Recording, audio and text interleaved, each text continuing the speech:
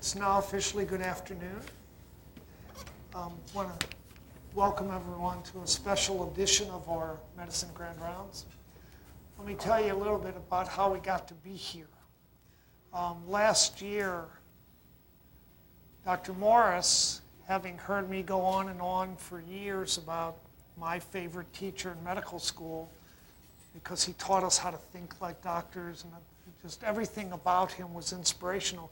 He said, you need to meet my attending physician who mimics those same things. I was talking about Dr. Thomas Brittingham. He said, you need to meet Dr. George Karam. So we went down, was it in June, I guess? We went down in June, and after 10 minutes, I went up to Dr. Karam and said, you are my Dr. Brittingham, closer to home.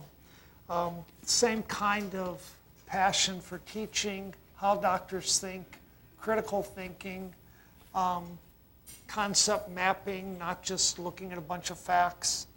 And so I immediately, at the end of our visit, asked Dr. Karam if he would be kind enough to be our AOA visiting professor.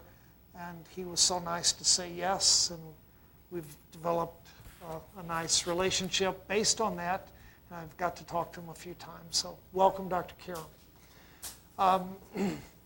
So Dr. Karam is the holder of the Paula Garvey Manship Chair for Medical Education at LSU School of Medicine in New Orleans. He graduated from LSU and A&M in Baton Rouge, followed by his further medical training at the LSU School of Medicine in New Orleans. And upon graduation, he was elected to AOA, same year I was. His residency in internal medicine was followed by a chief residency, and they were completed at the University of Alabama in Birmingham. He then did his infectious disease fellowship at UAB prior to joining the faculty at LSU School of Medicine in New Orleans, at that time as an assistant professor. He advanced through the academic ranks to professor of medicine. In 1990, he became the program director for the LSU Internal Medicine Residency Program in Baton Rouge at Earl K. Long Hospital at that time. He still holds that position even after they transitioned to Our Lady of the Lake campus in Baton Rouge a few years ago. He's a recipient of the Alan A. Copping Award for Teaching Excellence, as well as numerous other teaching awards. As a matter of fact, if I'm correct, 14 years in a row, or was it 15 years in a row, his program was voted by the medical students as the best teaching experience that they had at LSU in New Orleans. He's a diplomat in internal medicine and infectious diseases from the American Board of Internal Medicine. He has served as the chair of the ABIM subspecialty board in infectious diseases. As I've mentioned, he is a very gifted educator. As a member of many professional societies, including the Association of Professors of Medicine, he's recently advanced to mastership level at the American College of Physicians. He's going to talk to us today about contemporary challenges for the profession of medicine, and all of you are invited, and I hope you will attend. We have another talk tomorrow at noon in the 8th floor. That's our AOA lectureship. And he's going to be talking about the symbolic challenges of the white coat. That's at noon, 8th floor. Dr. Karam?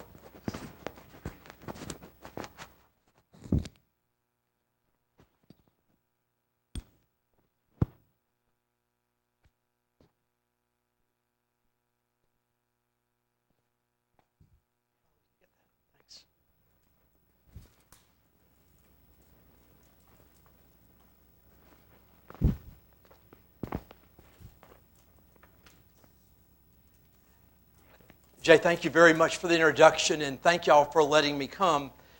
I think medicine is in a very interesting space right now. What we find are more and more people saying that they love what it's supposed to be, but have trouble staying in the game.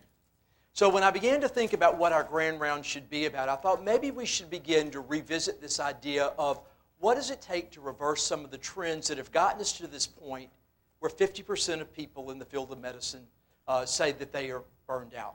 And so what I'd like to do with you this afternoon is to look at some contemporary issues in the world of medicine. I begin with Sir William Osler.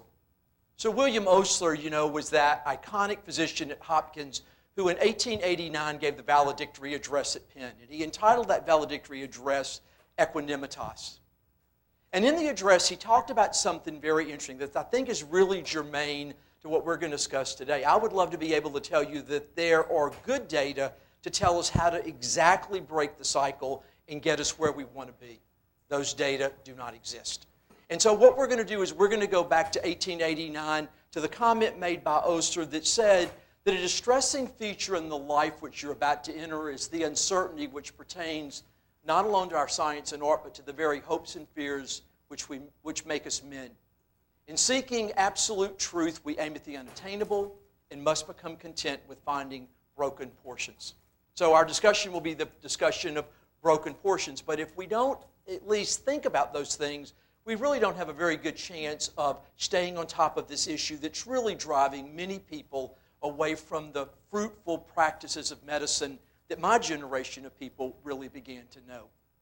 But we can move up a little bit from Sir William Osler. So I take you to 1934 and to the novel by Hammett. So for those of you that are detective aficionados, you may remember Daniel Hammett's book, Thin Man. Thin Man became the basis for 6 movies, and there's a really important line in Thin Man that I think is apropos to what we're going to talk about today. The Thin Man said this: the problem with putting 2 and 2 together is that sometimes you get 4 and sometimes you get 22.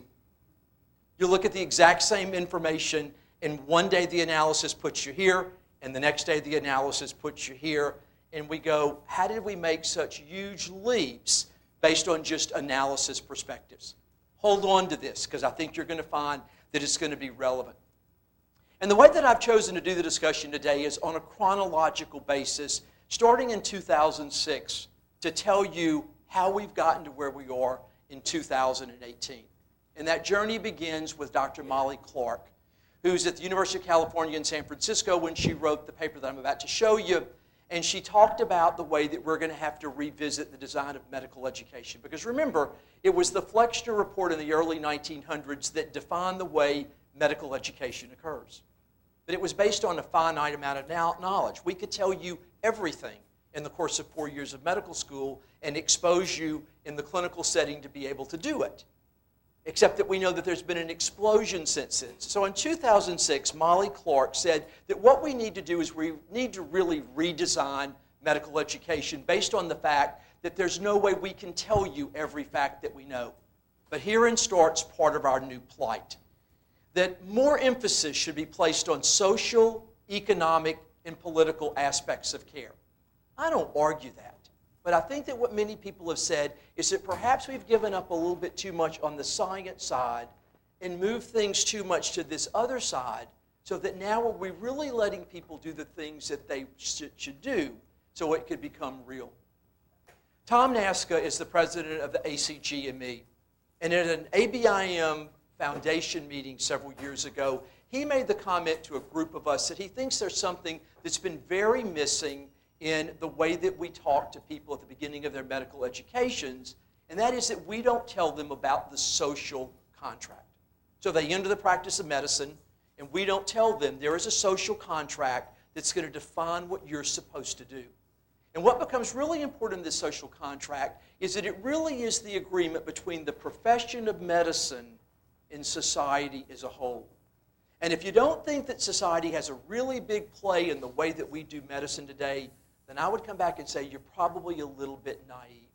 If you look at a lot of the recent changes with things like duty hours, they've been driven by society that says we want rested doctors who are going to make good decisions. Not really understanding that sometimes the decisions we make are not because we're tired or not because we're unsupervised, but because maybe we haven't spent enough time focusing on the thought process in terms of a lot of the regulatory things. And so what NASCA wrote about is the fact that the Hippocratic Oath really says that there's going to be this contractual arrangement, society and the practice of medicine. So what we have to ask is, what are the expectations of each group? Society says this: We really want to know that you are competent. And we're going to make the assumption that if you graduate from medical school, that you are competent, and if we ask for credentials to prove that, we expect you to provide us with those credentials. We expect you to be accountable and transparent with everything that you do. And then they bring in this word. We want you to be altruistic. Except that if you think about that word, it's really a misnomer. Altruism means that you get nothing in return. We all get something in return. We get a paycheck. We get acknowledgement from people. But again, altruism is almost an unattainable goal, but you sometimes believe that society wants it. Contrast that with what the profession of medicine wants. We want to say, just trust us. We'll do right by you. You don't even need to worry because we're going to be autonomous and we're going to take care of this thing. What we realize is in the process of doing that, we've almost created this monopoly where we've done it the way we wanted to do it. Now you have that tension that develops that begins to say we have society looking for one thing, the profession looking for another thing, and how are we really going to reconcile those things in a way that goes forward? Tom Naska's point was every student entering medical school should be aware that there is a social contract so that they can understand what's really going to be expected of them. But for me, as I began to look at the literature, one of the most profound papers was a paper that came out of the UK in 2010. It was written by Frank, and it talked about the way that we need to look at how we're going to change up the whole medical education system. And what they talked about was a system that was going to look at this world that now had to be based on interdependency. No longer can we say, we're the doctors, we're going to go do this. We need to end up having the nurses and the social workers and the ethicists and the people from that are going to arrange for outpatient delivery of care to come in together. And it's going to end up being a system that's really going to be interdependent. And in addition to being interdependent, they introduced the word transformative learning. So think about that. A medical education system that in 2010 says we've got to become transformative in what we do. And I'm going to say that for a lot of us, this is where a lot of the difficulty comes in because we go, what changes for us in this transformative world? So let's explore that a little bit more. So we'll go back to the Flexner report. 1910, the system was informative. We can just tell you everything you need to know, and that can happen in 4 years of medical school. By the 1950s, we couldn't tell you everything that you needed to know. So what happened was that concepts got lost in a morass of details. And we could never get to teaching you concepts because we felt like everything had to be said once. And so people began to talk about this formative system. And then 2010, the answer changed. Now we need to become transformative. So what does it really mean about being transformative? Let me tell you what people are saying. That it's not enough anymore for someone to be a physician who just has a craft and can deliver care. What they've got to be able to do is they have to be able to interface with a lot of different people, and then you have to ask, what's the goal of what we want to produce? And what they say they want to produce today are enlightened change agents. So for all of you in medical school, your goal coming out is you've got to be an enlightened change agent. You've got to be able to practice medicine, but you have to go out and have to reform the system where the delivery is going to happen so the disparities go away while you manage multiple electronic health records. And if it doesn't feel like this dizzying system, then maybe you don't really understand what they're asking you to do. But recognize it's more now than being just a physician. It's being this change agent. Lin Hackbarth was on the ABM Foundation, but he was the advisor to Medicare and had very interesting perspectives. Wrote this paper in the New England Journal in 2011. And look at what he said that society is saying physicians do. They have to shift now as to be non-integrated, dedicated artisans who eschew standardization to become leaders of a system that values wise standardization, meaningful measurement, and respectful reporting. Now, the last time I heard the Hippocratic Oath, those weren't the three things that we swore to do. But if you look at what the new doctor is being asked to do, it's all these things. I'm not saying they shouldn't happen. But what I'm saying is if we're not aware that the forces are moving us here, then what you'll do is you'll give up all your time to do these things and forget to have enough time to do the things that are fundamentally important. This is that whole world of awareness. At the very end, we're going to get to where awareness can be. Cathy Lucey was chairman of the board of the ABIM Board of Directors one of the years that I was on the board. And in a meeting that we had in 2011, she talked about, in the best way that I've ever heard it, the tension that occurs. She said that we have to balance two things if we create a concept map about this. The mechanics of care. These are all the regulatory things that you have to do. And I don't argue that you have to do these. You have compliance things you do, electronic health records things you have to do. These are all the duty hour things for residents that become imperatives. But I contend that you could literally fill the whole day doing mechanics of care. Where the meaning and the joy in medicine comes is from the mechanisms of disease. The ability to really be able to think about the things that are happening and to find the joy in having curiosity and clinical problem solving, and very importantly, develop that relationship that everybody sought. So all these things came together at a time when they pulled a group and they asked, if we're going to redesign internal medicine residency, what do we need to be looking for? And the word that came out of that meeting was, we need to be looking at how we can reclaim the joy in residency training. Now, when they did it, they mentioned some things that I'm not really or so sure have given us joy in training. So, for example, as just an outside, they talked about things like adding hospitalists. And in a way, that really does make things easier because it makes the strain of care go a little bit away. But at the same time that they did that, they took away a bit of the doctor-patient relationship. And you have patients at their most vulnerable times going into a hospital with an established relationship, not seeing it. And so what they did was they contributed to work-life balance at the time that they depersonalized the relationship. So this is a little bit of that, sometimes 2 and 2 is 4 and sometimes it's 22. In a way, they saw joy in medicine as giving back work-life balance. At the same time, it probably took away some of the meaning that otherwise made this work well. To me, one of the biggest things that has been confusing in recent years is what we've done to residents. Because what we've said to you is, we're going to tell you how many hours you can or you cannot work. The whole issue of duty hours went back to 1984, the case of Libby Zion, an 18-year-old girl whose father was a lawyer and on the board for the New York Times, who was on phenelzine for a psychological situation. Remember, phenelzine is an MAO inhibitor, and developed an elevated temperature of 104.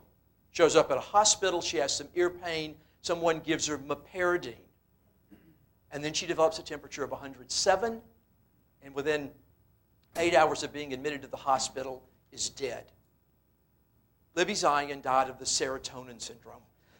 But we didn't know about the serotonin syndrome at the time.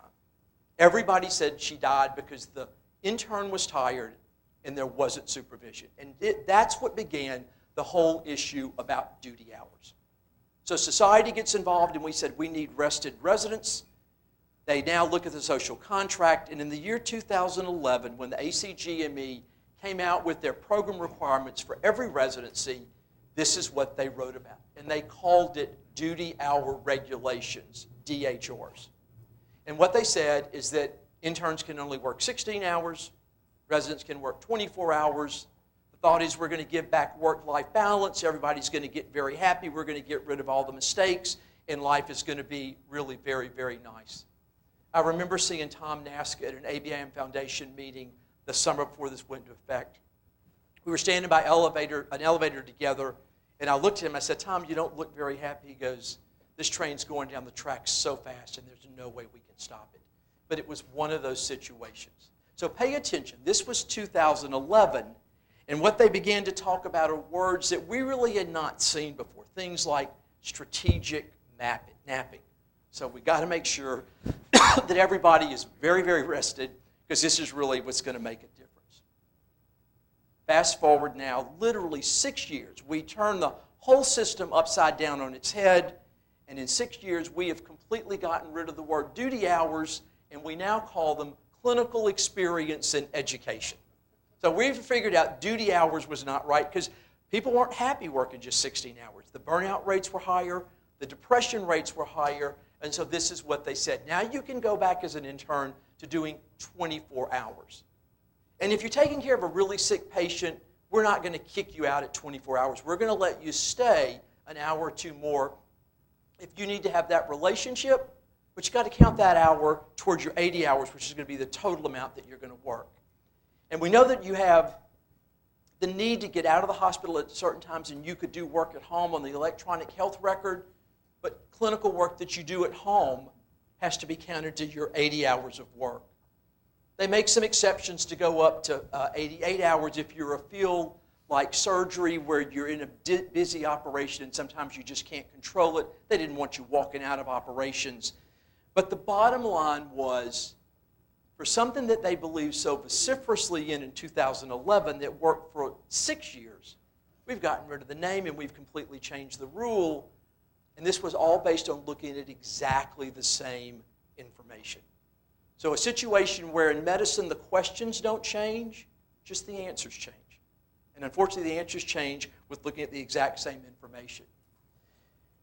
So residency programs in 2017, when they began going together, said, so what are we supposed to do? Do we let the interns stay at 16 hours? Or do we let them go for 24 hours? And then you begin to have these philosophical divides. So I'll share with you just one that came up for us in our program. Because we love the fact that whenever you had a whole team together for 24 hours, there was a bonding that took place. But there was something more than a bonding. We learned this from one of our critical care faculty named John Godke, whose dad was a Boyd professor, and John is a brilliant thinker at that level. In a discussion that he did in our program, he talked about the zone of proximal development. The zone of proximal development says that you're going to learn the most from people that are closest to you in training, which means an intern's going to learn better from an intern, or at least from a resident, much better than some old faculty member. Because more likelihood that you're going to say, I don't understand this, can you explain this to me? It doesn't make very good sense. Some people have referred to this as the near phenomena, but it really doesn't matter. It just says, how do we learn the most? And we probably learn the most from those closest. Think about what the old system did. It said, we're taking that away. We're going to segregate everybody into time slots. We're going to never have anybody there at the same stage of training, so you're going to give up one of the fundamental ways to do it. So as you begin to look, for those of you in medical school, at where you want to go for residency, I would challenge you to not just say, what's got the easiest call schedule? It's just 16 hours and I can go home. Understand that the way that you form the meaningful relationships and the joy sometimes is to find that bond where your best teachers are the people at the same level of training. Important because we see more and more people do it based on work-life balance and in the process give up the other. And then finally, to complete this part of the story, the next accreditation system. What we used to have to do to be accredited was to fill out these huge documents called PIFs every so many years. It was really problematic. And the ACGME said, we probably need to get away from that. And what we need to do is we need to take it to a less onerous system, not visited so much. And as a part of that, there were the educational milestones. To really understand about the educational milestones, I probably need to take you back to the ACGME competencies. So you will remember there are these 6 ACGME competencies. What I want you to pay attention to are number 1 and number 2, patient care, medical knowledge. And if you looked at that, and particularly to people in my generation, I'm 65, we would say, well, those clearly are the 2 most important things on the list, patient care and medical knowledge. But if you begin to look at the world that we live in a world of counting, and I call it the quagmire of counting. If we can't count it, we don't really know what to do with it. And so many of the systems now are going to begin to look at the other 4 things because they are better counted. Professionalism gets a lot of attention. So I take you back to the old system before the milestones came in. This was the way that an ABIM evaluation system would work.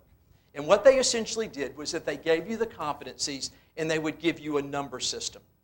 There would be unsatisfactory, satisfactory, and superior. The implication was there's an objective way that we can rank a resident, except that every decision was a subjective decision that culminated in this supposedly objective number. And finally, people with the next accreditation system says this doesn't really work so well. So we want to get away from this seemingly objective system to a subjective system, and we're going to call it the milestone. So in the New England Journal in 2012, Tom Naska wrote this paper where he talks, I don't want you to look at anything more on this paper than the 4 categories: professionalism, interpersonal skills, practice-based learning, and systems-based learning. Not medical knowledge, not patient care. As they began to look at how they were going to structure this, they were going to look at these other ingredients that are important, but not the fundamental things. And that became the basis for the joint project between the ABIM and the ACGME called the Internal Medicine Milestone Project. So starting in 2015, we said what we're going to try and do when we evaluate you, it doesn't matter what residency you're in, every residency has these things. We're going to tell you where we think you should be at each stage, and we're going to tell you where you think you should ultimately want to be. As an example, I just want to show you the information on professionalism. So there are 4 different areas of professionalism that people get evaluated on. The first area is professional and respectful interactions. To understand this list, they define behaviors that they think are deficiencies. They define where they think you need to be able to say you can go out and you can do clinical practice competently alone. This is the category that I love the name of, aspirational. This is where we think that you ought to always strive to be. So we'll let you finish with being in that ready for unsupervised practice, but we're going to tell you where we think you ought to be aspirational. There are 4 evaluation perspectives in professionalism. I showed you this one about interactions. There's the one about responsibility and task follow-through. And then there's the response to patients' unique characteristics and needs. And then finally, integrity and ethical behavior. So this is now the playing field that I want us to use as we talk about what I believe is the most important part of this. So the background is you have lots of people telling you how to do things. Systems that we're going to evaluate you by. We're going to tell you about things that society wants. Are you going to grow? Are you going to be an enlightened change agent? And then there is this word that keeps coming up, and the word is burnout. And we hear about burnout all the time, and it's almost become now a trite phrase because we really don't know about it, and we surely can't measure it. And then the question is, are there any ways that we can prevent it? Because if we don't, we take a wonderful profession and we trivialize it a little bit. And so this is what I want us to spend the remainder of our time working on. So you can't deal with a problem if you can't define the problem. And so if you look at the components of burnout, you can find innumerable pieces of written work that will tell you about it. But I'm going to take you back to 1996 because I think this probably capsulizes it the best. And it says that burnout is going to have these components to it. There is emotional exhaustion. They didn't say physical exhaustion. They said emotional exhaustion. There is depersonalization. And then there is this sense of reduced accomplishment at work. You could redefine that in today's world as meaning. The meaning is gone. So think about the entity of emotional exhaustion. We constrict your work hours to 16. We tell you that you got to get out at that time. We don't decrease the patient numbers that you have, and you don't want to dump your work on other people. So your whole day is like a hamster on a wheel trying to get everything done with this frenetic pace, and you walk out every day and you are emotionally exhausted because it was almost impossible to get the work done. Depersonalization, I'm going to show you an example of in the next slide, because depersonalization says that we, in our attempt to try and make life easier, probably depersonalize life. And then finally, I want you to think as we go through about meaning. And as we talk about these things, I'm going to ask you to respond in your mind with, does this increase meaning or does this decrease meaning?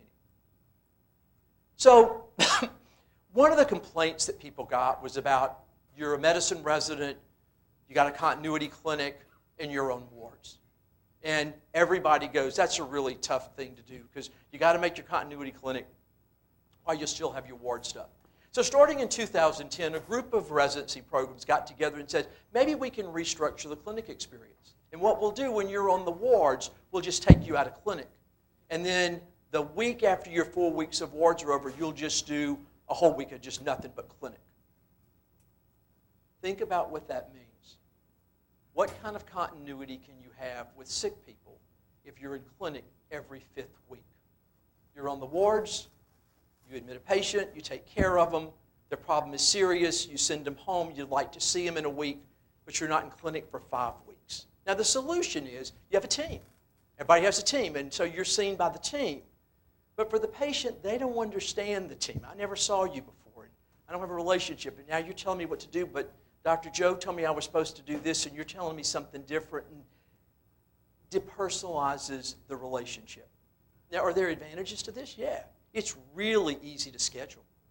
And it's really easy for people to pay salaries based on knowing exactly where you are and not splitting for small percents of effort. So for the counting quagmire, it makes life very easy. Does it make people have less anxiety? Probably. Does it increase meaning? Probably not. Does it contribute to depersonalization? I think so. And yet, despite this, it is the predominant thing that's happening in the structure of residency programs. And as you think about what happened with the doctor-patient relationship and the move to hospitalist, and we now think about the clinic stuff, we just see a bit of more and more erosion. I'm not arguing that there are not positive things about all of these, but there are also some negative things that come out. This paper from 2015 begins to ask the question, if we look at the impact of duty hours, and remember, we didn't change the name of duty hours until 2017. So what they did was they took 2 cohorts of people. They took a cohort from 2008 to 2009. This is before the 16-hour limits. They compared it to the cohort from 2011 to 2012, was the first year of 16 hours. They published the data in 3 centers, and if you begin to look at it, burnout prevalence was the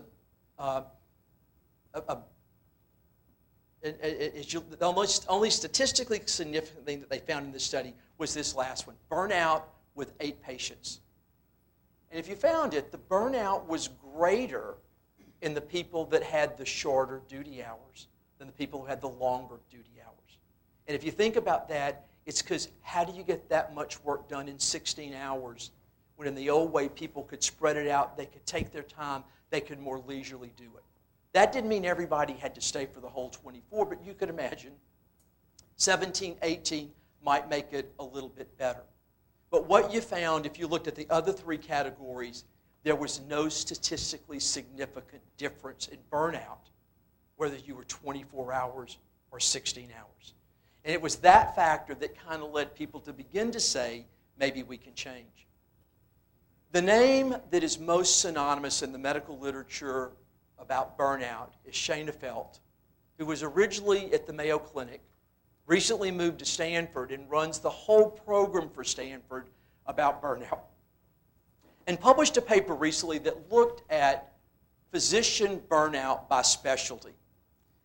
Too small for you to see everything, but all you really have to look at is this number, which is 40%, and this number, which is 50%. The yellow is 2011, and the purple is 2014. And what you find is no matter what specialty you're going into, the burnout rate is going up, and all of it is kind of about 50%. To me, that is a staggering number. When you have a profession where half of the people say, I'm burned out, and it's supposed to be a profession that nurtures and cares for people. How do you nurture and care for people when you're burned out? Very difficult to do. So this is the situation that I believe that we face in medicine. The Schoenfeld group, led by Krasinski, who was appointed by the American Medical Association as one of the vice presidents in charge of joy in medicine, published these data. They surveyed about 36,000 physicians. 19% completed the survey. Look at these numbers. About 20% said that they were going to reduce their clinical work over the next 12 months because of burnout. 27% said they plan to leave practice in the next 2 years. And when they asked people about why they did it, they talked about burnout. They talked about dissatisfaction with work-life balance and dissatisfaction with the electronic health record. So as we begin to look at what we're going to do, what we have to say is, how can we attenuate some of these problems with burnout, work-life balance, and electronic health record? We are not going to tackle electronic health record today. Not going to go away, but we have to figure out ways that we make it work a little bit better. But I'd like to share with you some things about how we might work on the other two. As I thought about this, there was the confluence of two things that came together that I thought really helped to explain the story. One of them is Dr. Timothy Brigham. Divinity trained, but with a PhD. He's at the ACGME. He's the vice president for education, but he co-chairs the task force on physician well-being. And Dr. Brigham was going to go on a transcontinental flight several months ago, and he happened to take the book, When Breath Becomes Air. Remember, this is the story of Paul Kalanithi, who was a neurosurgery resident at Stanford, who had metastatic disease to his brain and was in the process of dying. And when he talked to the person who was counseling him, she said, "Tell me how you want to die. And if you want to die fishing, then let's structure your life to fish. But if you want to die doing what you love, operating on people, then let's put you in the operating room." And it was the whole story of finally beginning to say, what brings you meaning and what brings you happiness, and how do we keep you in the game? And Dr. Brigham speaks about this, in some of the conferences that the ACGME sponsors. He said he read the book before he finished the trip across the country. And he said when he got off the plane, he said, "I've got to tell the people at ACGME, we've got to do some things different. Because we have to get back to this understanding that we help people in training and we help physicians in practice realize what they have to do to combat all these things that begin to be negative." So in 2017, the ACGME came out with a new set of program requirements. This is Section 6, and it's the learning and work environment. There are 3 big categories that they talk about. The first category is safety and quality. And y'all, we hear a ton about safety and quality. They divided that into 2 sections, the present time and in the future, but it's safety and quality. This is the one I want you to look at. Excellence in professionalism. And they said we need to get to that through faculty modeling. We need faculty to tell us how to do it. And they talk about humanism, and there are 2 words I want you to take away from this section. I want you to take away joy, and I want you to take away curiosity. They said we have to figure out ways to reinstill the joy and to create the curiosity, because that's what's going to make you happy and love to do the work, because that's going to lead to discovery. And then finally, look at this. There's a commitment to well-being, and well-being of everybody, of students, of residents, of faculty members. But these have to be core things. And if you drill down from Section 6 to Section 6C, it's all about well-being. And it says in the current healthcare environment, residents and faculty members are increased risk for burnout and depression. That's a pretty stark statement, but they just laid it out on the table.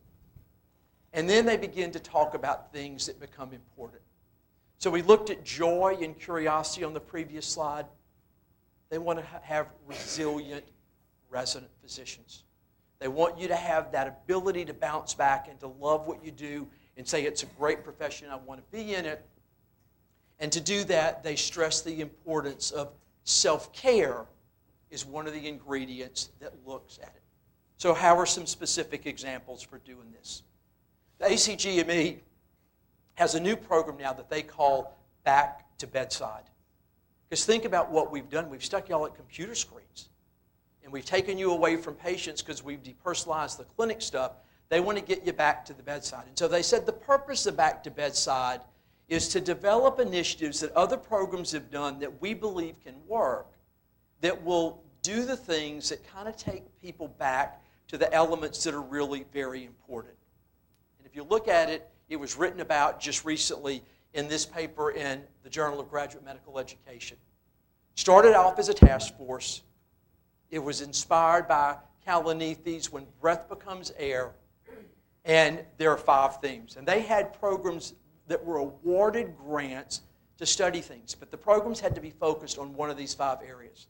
More time at the bedside, a shared sense of teamwork and respect, decrease in the time on non-clinical and administrative responsibilities, supportive collegial work, and a learning environment conducive to developing clinical mastery and progressive autonomy. I thought that was a very positive thing, that we got away from quality, safety, practice-based learning, and we got back to the things that most of us chose to go into medicine to do. That collegial environment where you work together to take care of people for a noble goal. That whole thought that if you allow it, your career can become your vocation. The vocation happens in settings like this, not at a computer screen as you click away. So one example for trying to prevent burnout, or at least to combat burnout, is this mission. Number 2, the picture is the memorial to the victims of communism. It's in Prague, the Czech Republic. The picture was taken by one of my second-year residents when she was doing an elective that we started in 2007 called Bringing Something Back. It's a powerful story. As you look, what it reflects is as these bronze statues go up the stairs, there's a progressive decay. There have been some people in medicine who say, I feel like I'm halfway up those stairs, as they have that progressive decay. The Bringing Something Back program for us began in September of 2012. I was flying back from Malaysia. I had just been with the woman who ran the bone marrow transplant unit in Kuala Lumpur.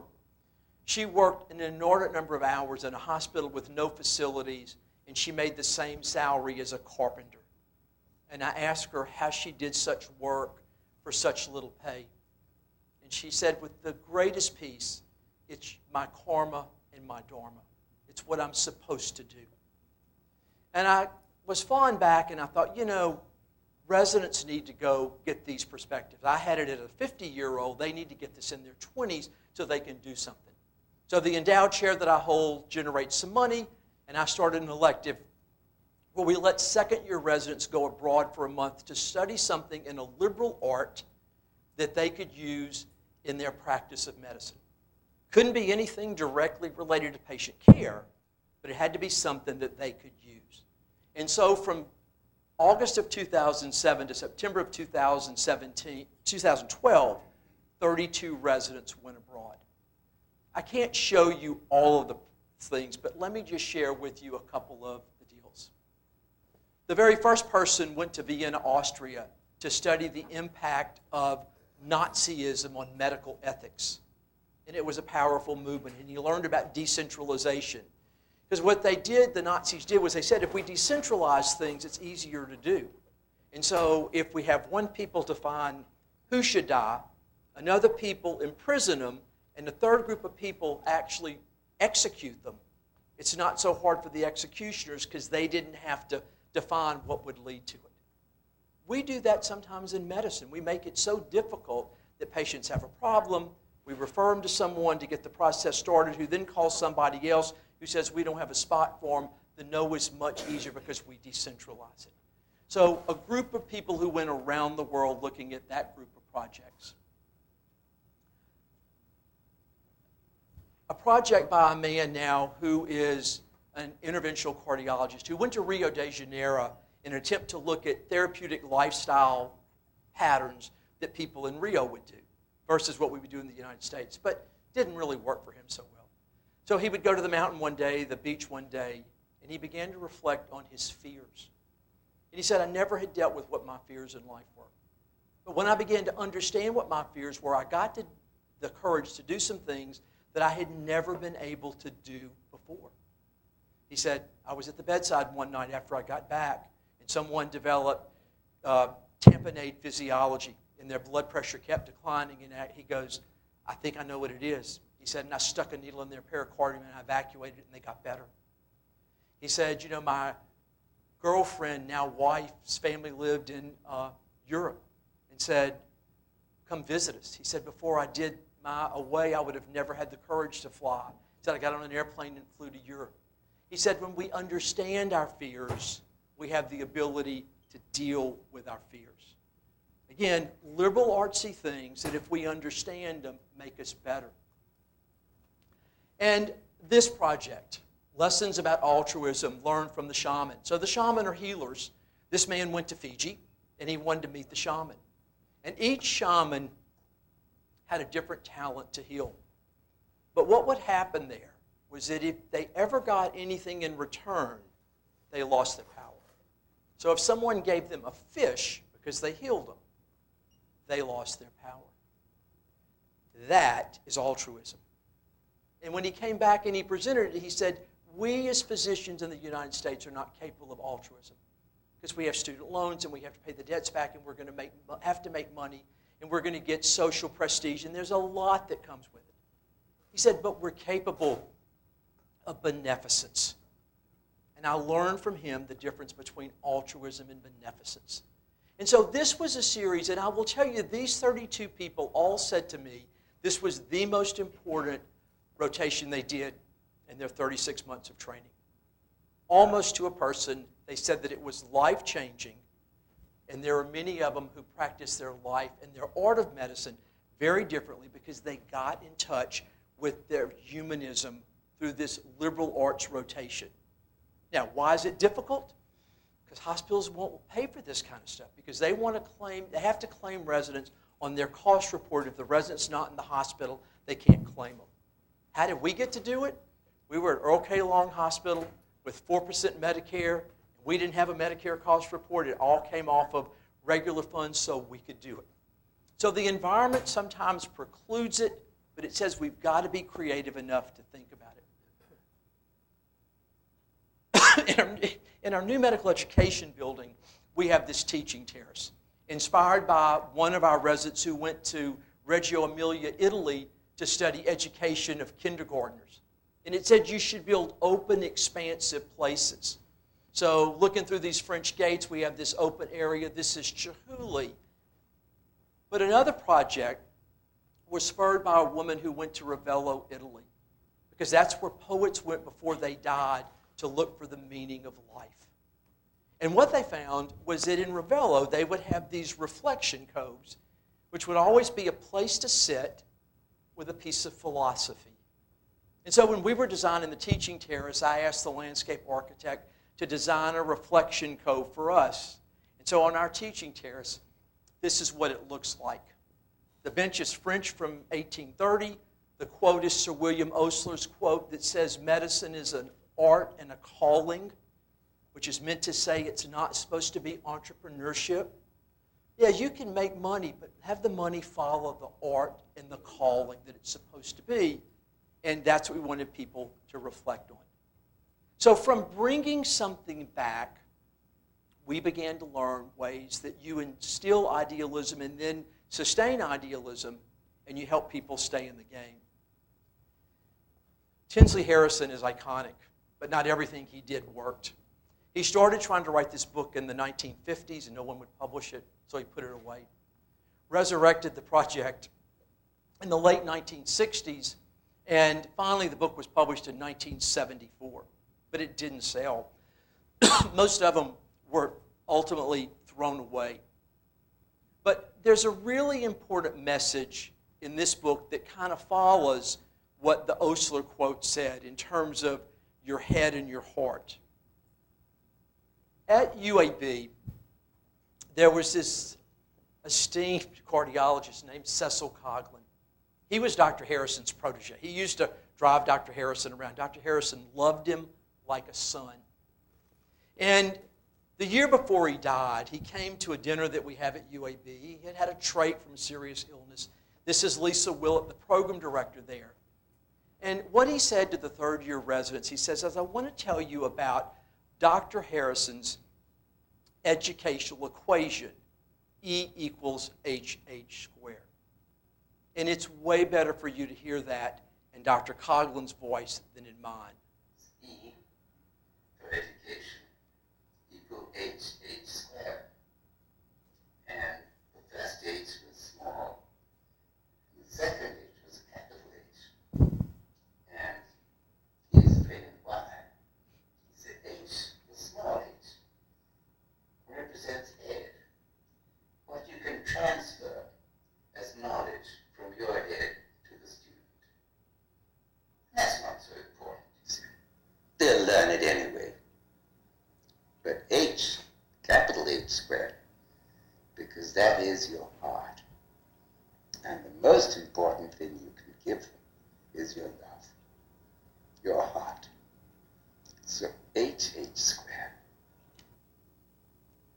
So if you think about that thing in burnout called depersonalization, what do you lose with depersonalization? You lose the heart piece. And so we've had these messages for a long time. We just weren't aware of them. And we, in an unanticipated way, let them go away. So I showed you Osler with head and heart. I've now given you Harrison with head and heart. I want to complete the trilogy with this man. My generation will know him. The 25-year-olds will not know him. Alan Alda, who played Hawkeye Pierce in the TV show MASH. Remember, it was that sitcom about a field hospital during the Korean War.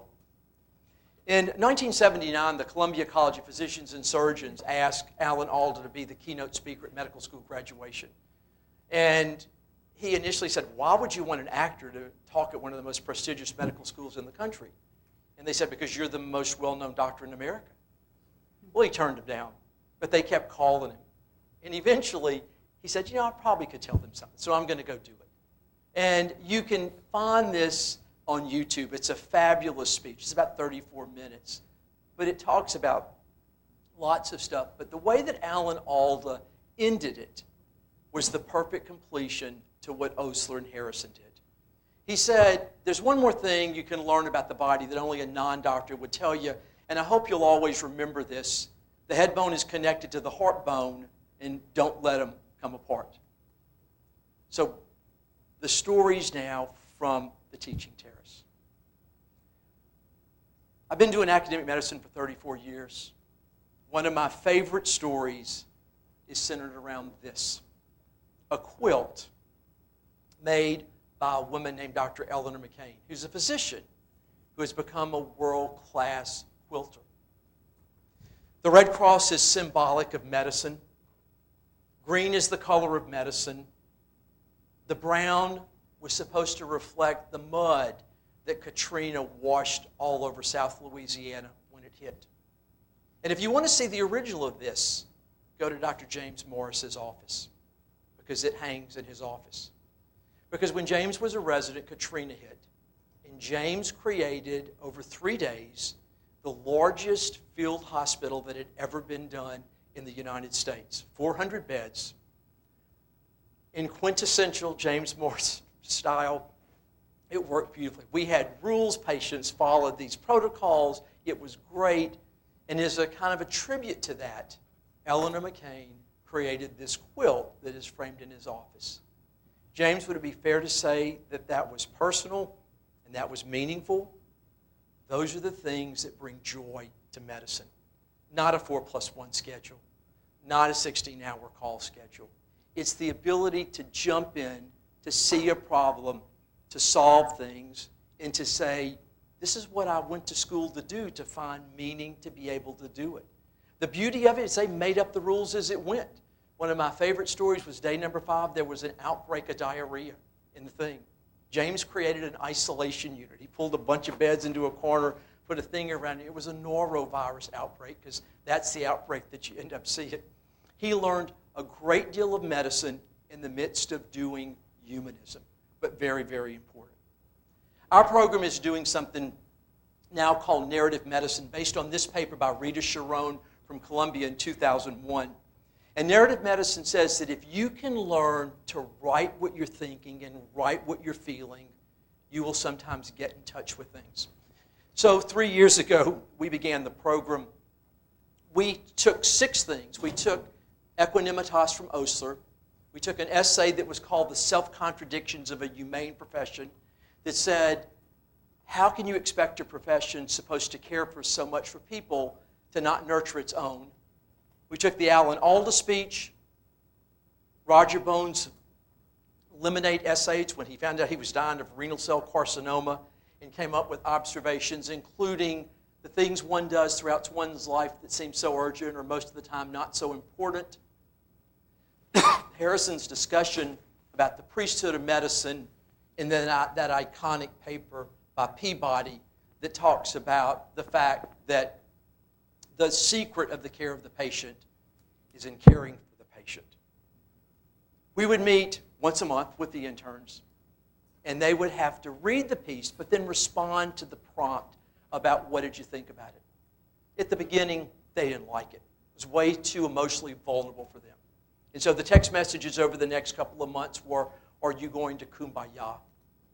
But they would come, and by the end of it, they got to a point. So we recently had the ability to have a paper accepted for publication. It's the first paper about narrative medicine in an internal medicine residency.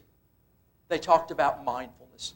Subjective paper, but they said, I know now that more people have the same feelings and struggles as me than I initially thought. If you get people together and you can make them communicate, they find they're in a better place. They wrote about physician wellness. Talking about compassion and fatigue is something that really struck me. Unlike other avenues for dealing with stress and fatigue, I felt the abilities to discuss things with peers provided a uniquely cathartic way to air out feelings. And then with professionalism, I thought it was a great opportunity to bond and to learn the importance of discussing your opinions and thoughts with others, which can be invaluable to help and improve stress and anxiety. So we have continued to do narrative medicine. We're in our 3rd year of doing it.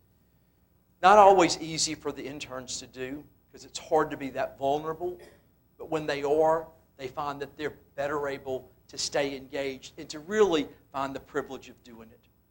And then finally, you may ask why I'm showing you the Fisher-Price doctor kit. Because we recently had a resident who was insistent of going back to Honduras to a jungle hospital to be able to do service. He had been once before. He had to fight to get to go a second time. But he said, you know, when I go there, it's just me and the patient. I don't have to document anything in an electronic health record. It's me and the patient. We work to solve their problems.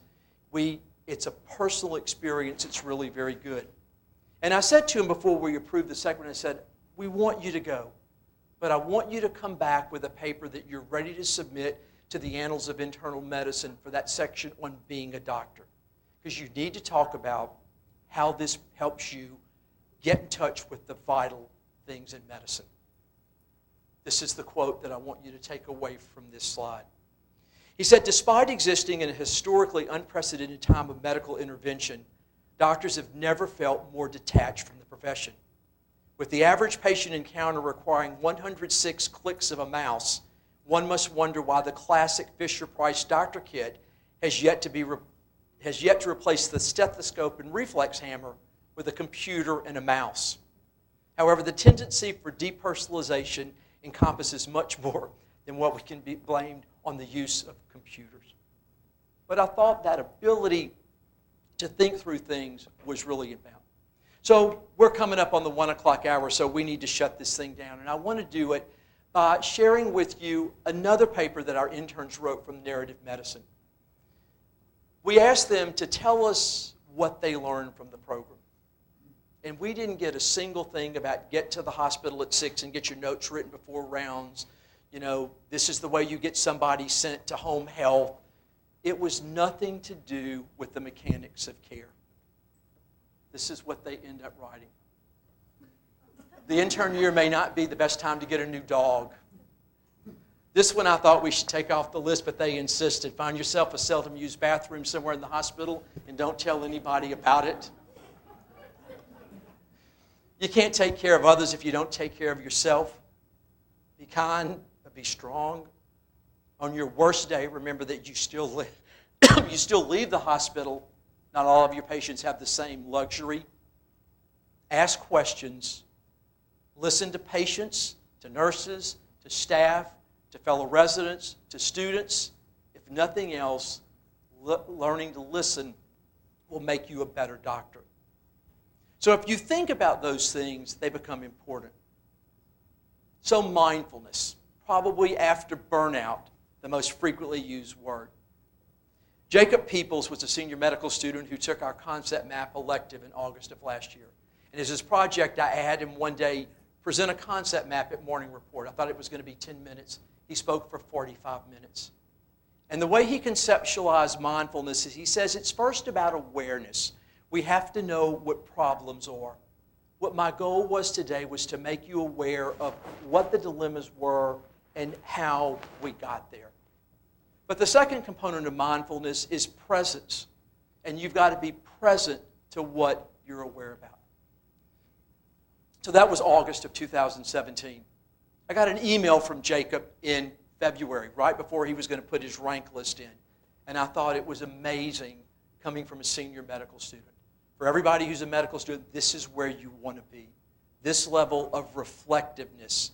He said, ultimately, at the end of a day, a year, a life, a career, medicine is a humanistic devotion that does not have to be practiced with detached cynicism. It's a field that can be practiced with a mindful heart. So today, what we've done in response to the challenges that I showed you in those three words of curiosity, joy, and resiliency, we've looked at 5 things. Doesn't mean these are the 5 things that are right for you, but find something that is right for you that says, I'm in probably the best profession in the world, if maybe you eliminate the clergy, that says I have the ability to do really good things for the world. But in order to do this, I have to stay engaged and prevent myself from being burned out. Tinsley Harrison in 1950, as the preface to his textbook of medicine, opened up with this: no greater opportunity, responsibility, or obligation can fall to the lot of a human being than to be a physician. And if we don't understand how to combat all the mechanics so that we prevent burnout and we reclaim the joy and the curiosity and the resiliency, then we won't be able to do it. I love antiques. I buy them whenever I can. I have them all over the place. And in my office is this set of balances from England from 1810. And I put it in my office because it says what we're supposed to be able to do. We have to balance all the requirements. The world will take you down a path and make you do all the mechanics and regulatory stuff. Claim some of the other side and do the things that are going to give you meaning and give you joy and have you really believe that it's a great privilege to be in this profession. Thank you very much.